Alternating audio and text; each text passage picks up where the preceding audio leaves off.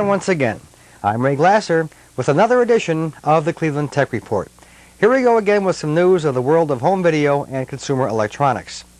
Tonight we're going to do a review of the most advanced Sony VCR in the beta format to ever hit the market, the spectacular new SL-HF1000. Now before you say, gee, why is this guy spending time on beta? Beta's dead. There's going to be no more beta tapes, no more beta machines.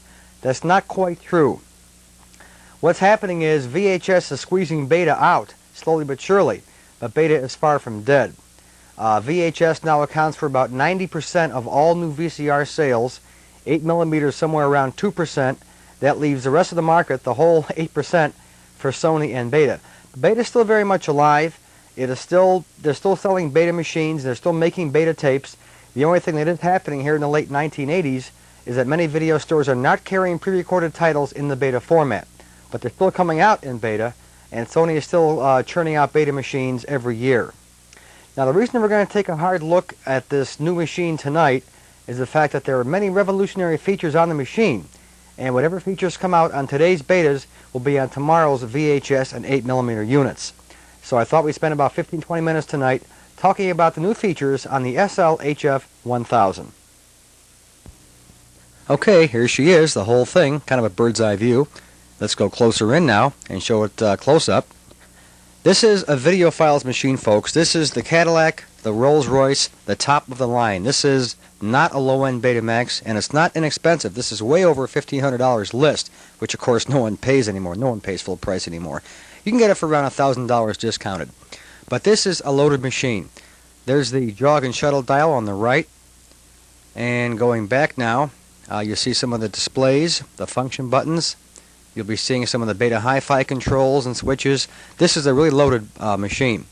Coming up next is the remote control that comes with the machine. 65 buttons on there, including the jog and shuttle wheel on the remote.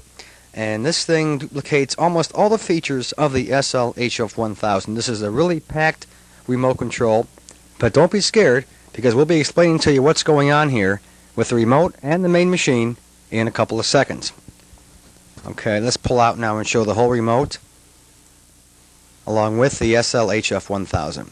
Coming up, the main features of the SL-HF1000. Okay, we have just changed sources and changed microphones as well. What you're looking at now is my video camera pointed at a TV screen, because the easiest way to show you the features of the SL-HF1000 is to actually show you the machine working on television. It's actually the best way. What you're watching right now, by the way, is the other NightLife show with David Brenner, which of course is syndicated from market to market. And it's on right now because I'm doing this tech report at 2:45 in the morning. One of the newest features of the SL-HF1000 is the on-screen displays it has, kind of like many VHS machines have had for years and years. Sony calls it data screen in beta, and when you push the data screen button for the first time, you get this. The date on the upper left-hand corner. It's now May 26, 1987. It's a Tuesday. It's 2:45 a.m. And on the bottom there, you see 06-2303. That is an on-screen display of the hours, minutes, and seconds counter.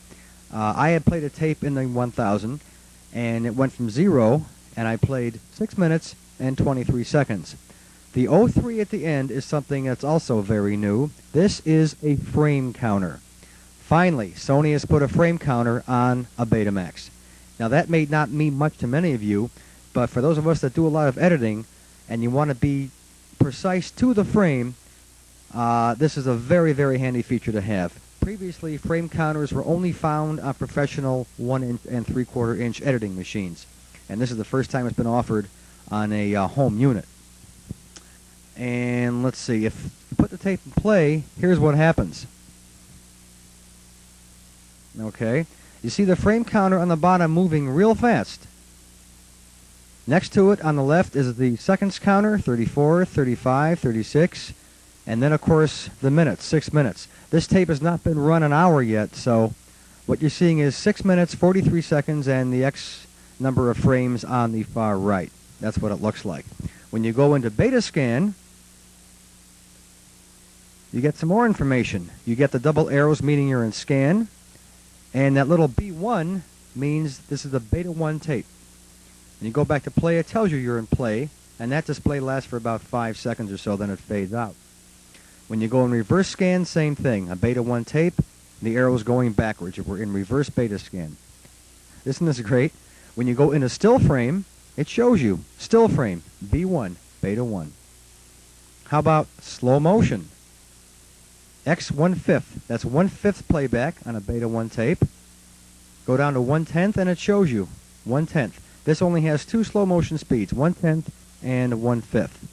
When you play at full speed, you get X1. When you play up to double speed, it says X2.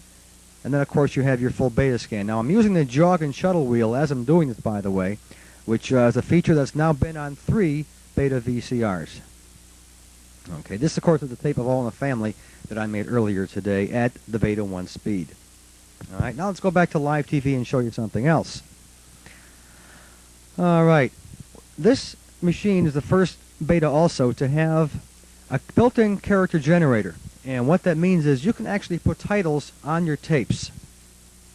By pushing the title insert button, you get a title. Now what you're looking at is called page 0. This has 8 pages of memory. And what you can do is you can change these displays if you want by pushing the page button, the next button. Now, this has got 2 backgrounds on it. What you're seeing is background number 2, which is black. We can change it by moving the jog and shuttle wheel 1 notch. This is background 1, which is white. See the difference? I use background 2, which is the black background, because it's easier to see on almost any TV source. As you can tell, right there is a title superimposed over something shown by TV with lettering. It's kind of hard to see. And this makes it stand out more. Background 1 is just plain see-through clear. Background 2 is the white. Or I'm sorry, background 2 is the black blocks. Push the next button, and the background 2 will stay.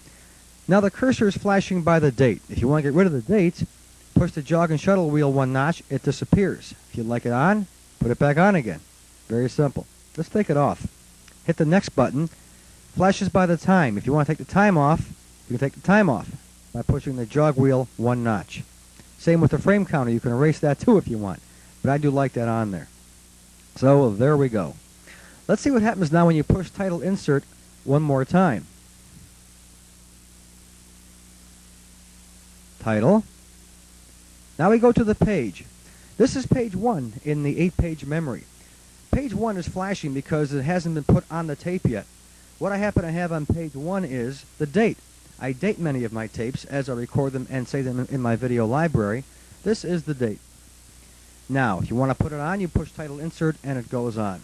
If you want to change it, you push title insert again, hit another button, and you're on the next page.